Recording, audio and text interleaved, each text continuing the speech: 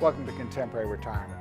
Contemporary Retirement is a public interest program focused on the retirement community. Every program has segments on legal, financial, and health issues affecting the retirement community. Contemporary Retirement is sponsored in part by a major grant from the Family Heritage Trust Company. Contemporary Retirement is sponsored by Family Heritage Trust Company.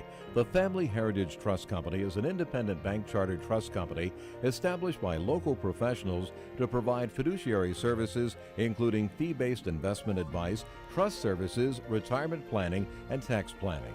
The Family Heritage Trust Company is committed to client service in our communities. For more information, call the Family Heritage Trust Company at 301-631-5900. Contemporary Retirement is sponsored in part by a grant from R. Thomas Murphy & Associates, P.C. R. Thomas Murphy & Associates is one of Franklin County's leading law firms, emphasizing estate, trust, elder law, and medical assistance planning. Welcome to the Is It Legal feature on Contemporary Retirement. Is It Legal focuses on the legal issues affecting the retirement community. With me today is Tom Murphy from the R. Thomas Murphy Law Firm with offices Waynesboro, Chambersburg, and McConnellsburg. Welcome to the show, Tom. Good morning. Tom, we're really seeing a spate of long-term care facilities, at best, misleading people as to the options that they exist, and sometimes just flat out telling them stuff that isn't true. Exactly. It gets frustrating for us because we're so passionate about protecting these people, and yet they're being misled or misguided by folks that know there are these rules out there but don't bother to share them. And so as we were talking last week, as some of these have become increasingly privatized, not operated by local organizations anymore, there's essentially no concern for their patients. And maximizing profits is the sole goal, and in many instances maximizing profits without paying and trampling individual rights, as I would call it. Sure. So as we look at this sequence, there's three basic people involved with that the patient or the family interacts with. Number one, government agencies. Are they required to act in the best interest of the person asking them questions? I think their role or their idea is that they're acting in the interest of the government to follow the rules as they are presented to them. And we oftentimes characterize it, you don't go to the IRS to get your tax return done. You don't go to any other agency thinking you're going to get a maximization of opportunities to protect yourself. We both have extreme frustration with discharge planners at hospitals because they don't tell people these options exist. Right, and it's clear as day. I mean, they know these options are out there. They see it every day. It's part of their life, but when they fail to inform people that there are other choices rather than what's being told to them by some facility, I don't think they're doing a service. And then, of course, we have nursing homes. And frankly, people say, well, the nursing home person told me I didn't need a lawyer, that they were going to do this for me for free. Sure, yeah, they'll do it for free, but it might end up costing you $100,000, $200,000, $300,000. I mean, these places are becoming owned by hedge funds and massive corporations that are trying to squeeze every dollar of profit out. So their motivation is a lot different. And of course, one of the great challenges is there's two sets of rules. There's a set of rules for married couples and a set of rules for single people. And you will oftentimes see these organizations essentially repeating single person rules to married couples, meaning that they have to dispose of their house, they have to get rid of all of their assets, which is simply not true. Exactly, and for most of these nursing home people, they're just wanting to know where they're going to get paid. Are you going to privately pay them, which is easier and simple and more lucrative, or is the government going to cut them a check? Well, we have a couple of the church-affiliated facilities in this region who will actually tell a married couple, to go get help. But when we look at the corporate side, we never see that. These are always essentially being driven for maximization of profits, and I suspect if they caught one of their advisors telling somebody they had options, you'd probably get fired. Absolutely. These days are over where you had the friendly admissions person or billing person kind of coaching a family through, suggesting they get help. Now they are being dictated to by that corporate leadership, and they better not mess up or they'll be fired. Tom, as always, thanks for taking time to appear on the program. You're welcome. More from Contemporary Retirement after these messages. Few things in life are as important as family. Leave your insurance worries to us. Write Gardner. Call or visit our website to learn how we can make insurance simple and more affordable. Every life that meets its end leaves a heart for love to mend. Sister, brother, family, friends are left to care.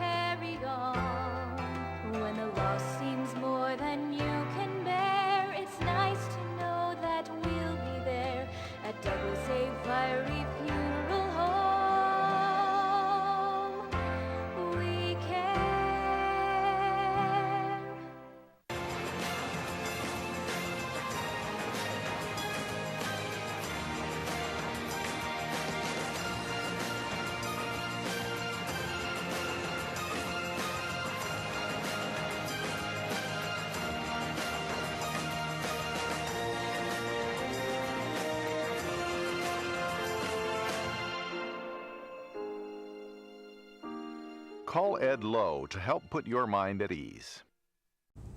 Welcome to special guest feature on contemporary retirement. This segment focuses on various issues which are of importance to the retirement community. With me today is Doug Mullendore, Sheriff, Washington County. Welcome to the show, Doug. Thanks for having me, Mike. Yeah, Doug, it's interesting as you look at traffic safety, which is obviously very important to everybody, and we see that people with phones, distracted driving, unfortunately substance issues and so forth create unnecessary risk in our community. They do, and unfortunately, Washington County has the unfortunate pleasure, so to speak, that we have a high incident of fatal accidents as well as serious injury accidents. We have a lot of motorists on our highways. And of course, in part of Washington County, as it is in the rural county, some of those places are going pretty fast. They absolutely are, and we need to change driver behavior in order to reduce those number of crashes. And as opposed to when the gridlock, 10 mile an hour isn't too much of a problem. Exactly. Well, Interstate 81 seems to be a gridlock most of the time these days. Yeah, really. So tell me a little bit about some of the initiatives that you're thinking about getting underway to try to address these issues. Well, there are several focus areas. We put together a committee and identified areas that of concern that have caused a lot of these crashes. And you mentioned distracted driving, but also aggressive driving, occupant protection, pedestrian and bicycle safety are just a few of those. So tell me a little bit about some of the initiatives you're thinking about. Well, we worked with the State Highway Administration to come up with a plan. As you are aware, we had a number of fatal pedestrian accidents on Dole Highway. And a large part of that is because people are dressing in dark clothing. There's very little lighting at nighttime, and they're crossing mid-block as opposed to at an intersection. So we want to educate the public and then do enforcement so that we can hopefully reduce those types of things. With distracted driving, obviously, cell phones is a huge issue, and a number of the people that I stop actually do have Bluetooth in their cars. They either don't connect it or they don't know how to connect it. And my advice to them is, either to read their manual or go back to the dealership and ask them to assist you. One of the things that we're going to do is actually put together a program to assist motorists who can't get their Bluetooth to connect, to be able to connect them for them so that they won't be violating the law. And of course, most modern manufacturers today are including Bluetooth on almost every car that they build, and almost any phone that you've acquired within the last 5 years also has Bluetooth capability. Absolutely. So there's really no reason to be driving around with holding that phone. And you can even purchase one for the older cars, $30, $35, as opposed to $83 for the first citation that you receive for that. And the $83 isn't what's relevant. I mean, nobody wants to pay $83, but it's the safety hazard that you're creating when you fail to appropriately follow those rules. They're not designed to punish you. They're designed to keep everybody safe. Absolutely. And a lot of the people I stop don't realize that they're either weaving within the lanes, crossing over the center line, doing all kinds of adverse things. They're not even aware of it because they're concentrating on that phone call or texting while they're driving. I happen to know that your car has more electronic goobers than I've ever seen in my life, full-blown computer screens, but you don't work them while you're driving either. That's correct. Pull over. we have a policy in place at the Sheriff's Office. Our deputies are not permitted by policy to use their phones while they're driving as well. And if somebody sees one of my deputies doing that, I would be happy to have them report it to me. Well, because you really need to set the example, not be the exception to the rule. Absolutely, that's correct. Well, you talk about enhanced enforcement. I'm sure there are times of the week and times of the day that you pay more attention to that stuff.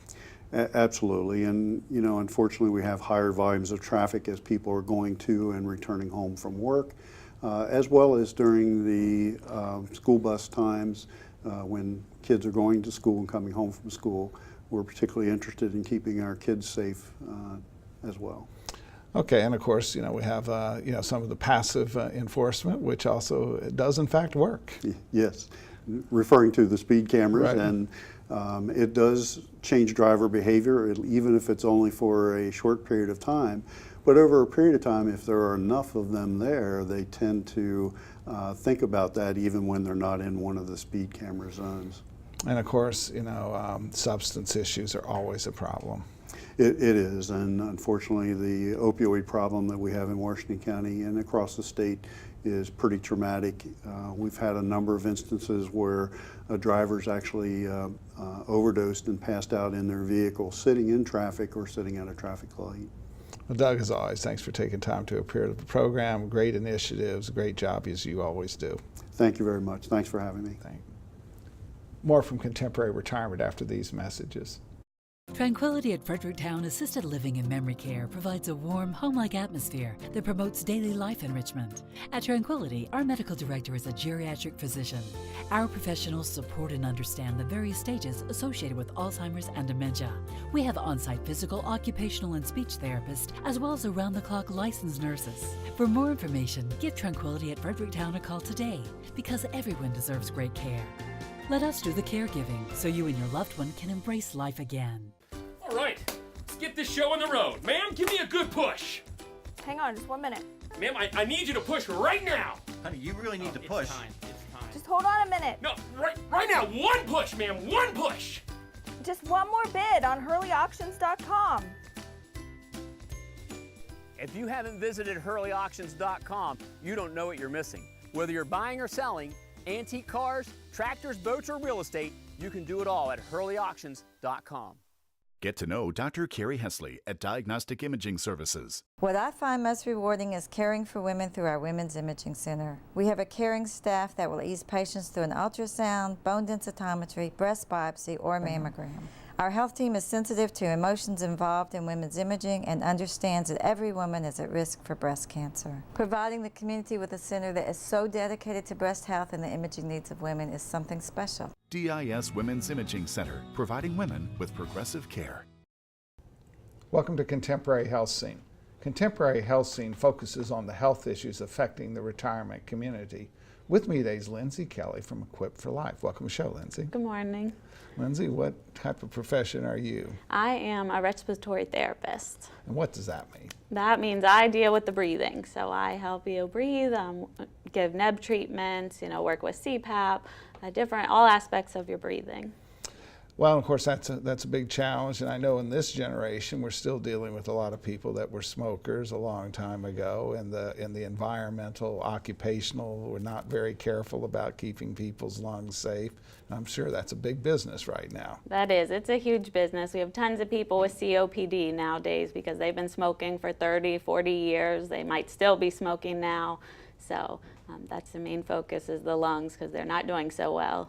Let's talk about COPD. When I first started practicing elder law a long time ago, we had all kinds of specific illnesses, and we seem a lot of them are just kind of grouped into COPD now. That's correct. Most of them is all just COPD. They don't break it down into small things anymore. It's just the general, your lungs, you can get air in, but it's hard to get air out. And what does COPD mean? Is chronic obstructive pulmonary disease, meaning that there's an obstruction, you can't get the air into your lungs, and you get it in, but then you have that obstruction and it's hard to get that air out. So why would a respiratory therapist be working for an equipment company? So I work for equipment to help you in the home. So I work with CPAP, which is helping you at night when you're sleeping. So when you're sleeping, you get obstructions, and it can cause your heart rate to go up, your oxygen level to drop. So I give you equipment to help you with that while you're at home and sleeping. And in fact, when you're using high-level professional equipment, it requires high-level professionally trained people to be able to utilize that equipment. That's correct. A lot of people, need that training, and that's what we're here for. We go out, train you how to use the equipment so that you can still be in your home. No one wants to be in a nursing home these days or stuck in a hospital. So we provide that equipment to be able to allow you to stay in your home.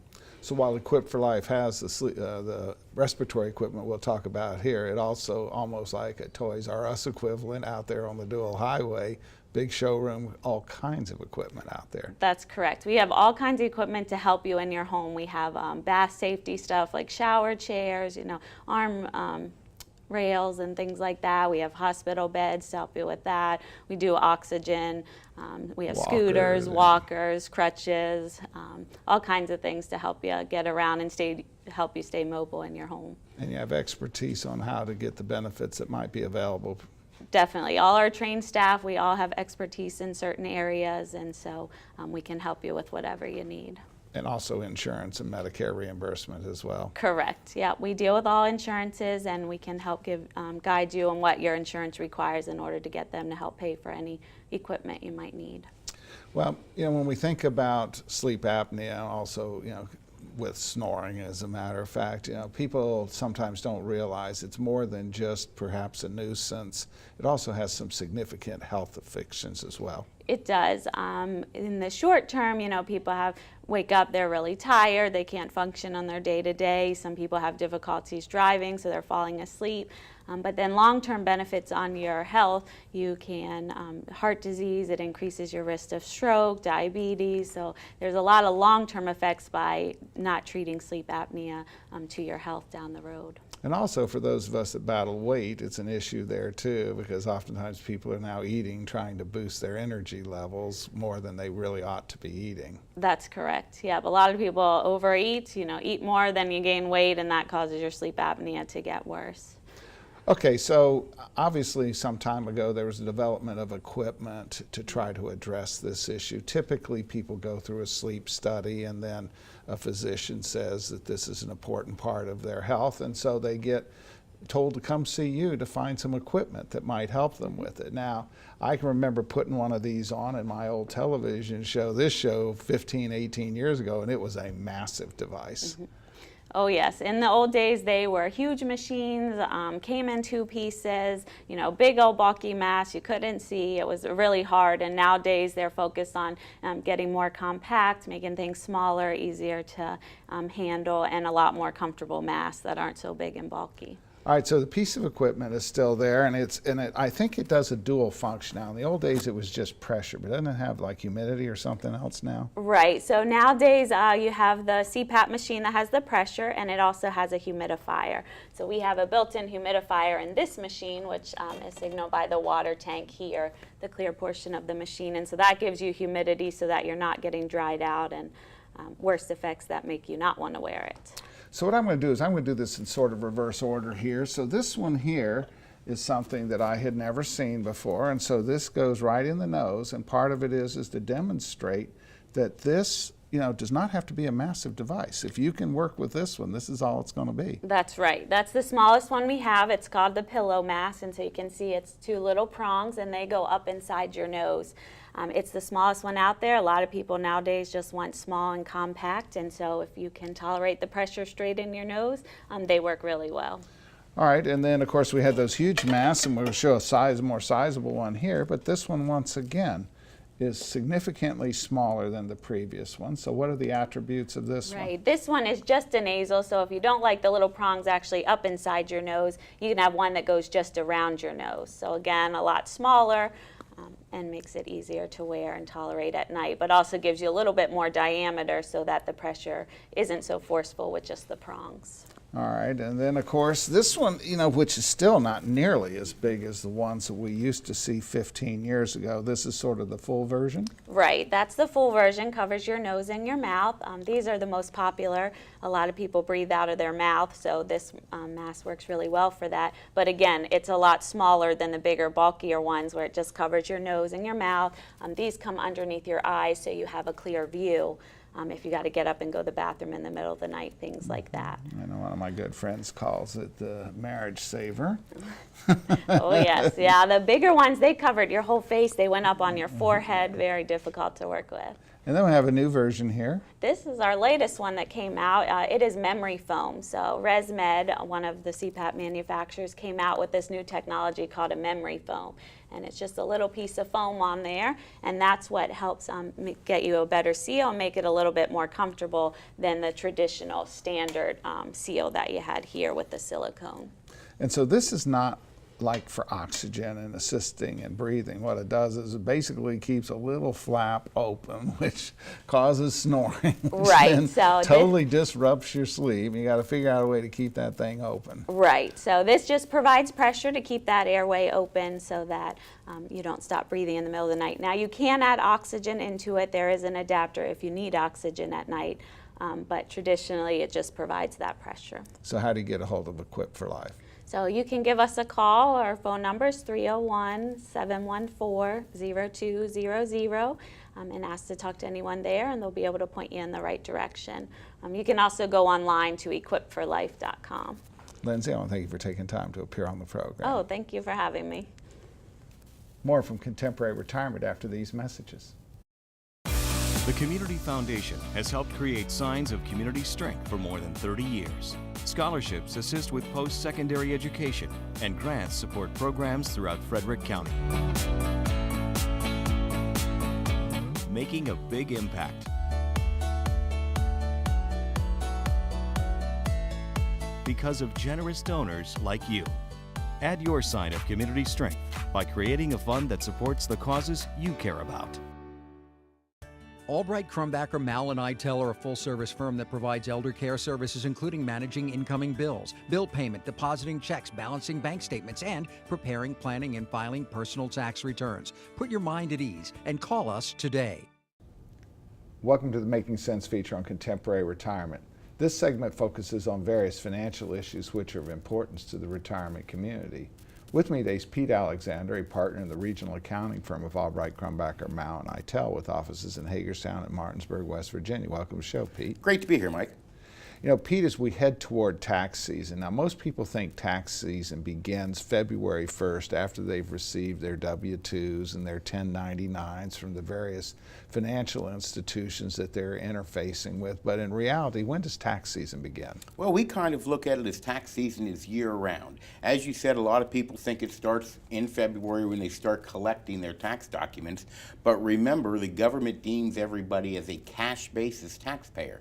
That means that you have to have spent the cash or received the cash by December 31st for it to have taken place in the IRS's eyes. Just a couple limited exceptions to that, IRA contributions and so forth, but in reality, all of your financial transactions for the vast majority must be completed by the end of the year. Right. Once December 31st hits, like you said, other than IRA, some medical savings accounts, some things like that, once December 31st hits, the books are closed on that year, and pretty much everything you can do to benefit you tax-wise has ended. It's just then a matter of making sure you get the form filled out in order to save you the most taxes. But really, your tax season is all year long. It's just the paperwork at the end.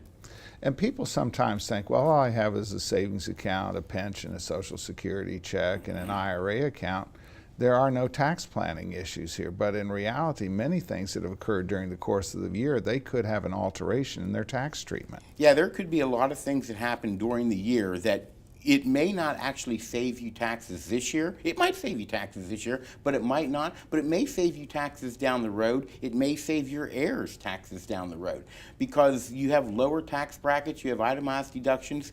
These things do not carry, for the most part, from year to year. The things that happen in one year, for the most part, do not affect the following year. So sometimes you need to make moves in one year to benefit you years down the road. So if you had unusual medical expenses this year, even though you had no change of your income, what might you consider doing? Yeah, you might have a lot of medical expenses. Those medical expenses might make your taxable income, let's say you have $50,000, $70,000 additional medical expenses. It might drive your taxable income to a negative $30,000. Well, that negative $30,000, for the most part, if you don't use it in the year that it occurred, you cannot carry it forward. So how could I create income then? Well, you can easily pull money out of your retirement account. That doesn't mean you have to spend it. You just pull it out of your retirement account. You can put it in the same type of investment in a non-retirement account. You can call your broker up. They may have capital gains that they can recognize for you. And that really becomes important if you had a little doggy-woggy stock that you finally got rid of. Yeah, I mean, there's a lot of things. I mean, stock losses can carry forward, but if you have stock gains, you can go ahead and recognize those and get rid of some stocks that you didn't like without any tax effects. All right, and so as you look at this, sometimes when we're dealing with long-term care and we're looking at a person that has, let's just say, a $150,000 IRA, if they go to a nursing home, I have to take it all out in 1 year, in which a person may not have had significant income, except for the year I drop $150,000 out of it, they have huge income.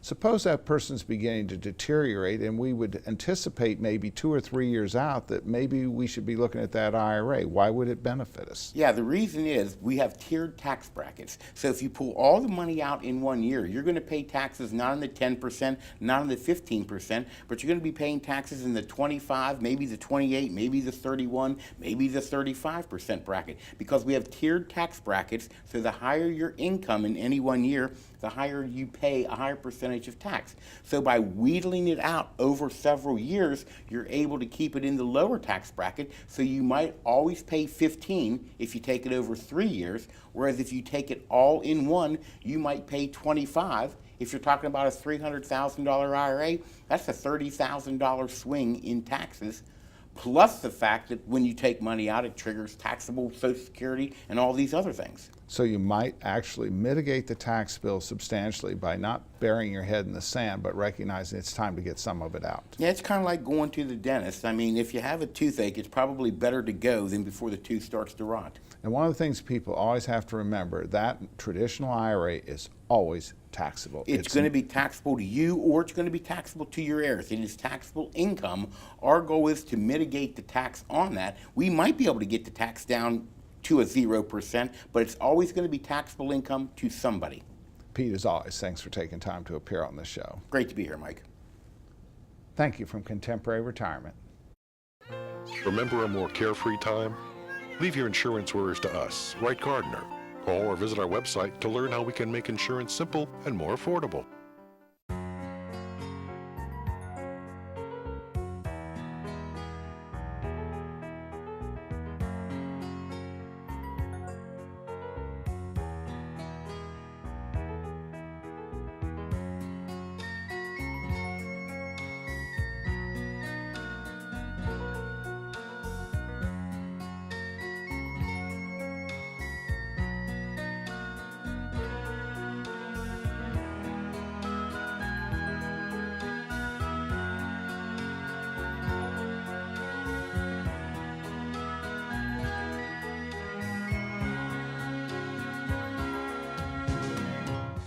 These days, it seems like everything's online, and filling out claim forms and receiving and paying bills online isn't always easiest. That's why we at Quality First Insurance encourage you to just give us a call. Let us help. Hi there, I'm Paul Sweeney with Quality First Insurance, and it's still just this simple. Our offices are open every weekday where you'll be able to call and speak to real, live people. No detail was missed. I'm so glad that I turned to Quality First Insurance. I've recommended Quality First Insurance to my friends who've been just as satisfied. If you're not happy with what you're paying for Medigap, or more importantly, not happy with your service, give us a try. We're locally owned, and we take the time to provide you with the best. We are Quality First Insurance, and our mission is to provide quality products to quality people. Pick up the phone and give us a call today at 800-745-1411.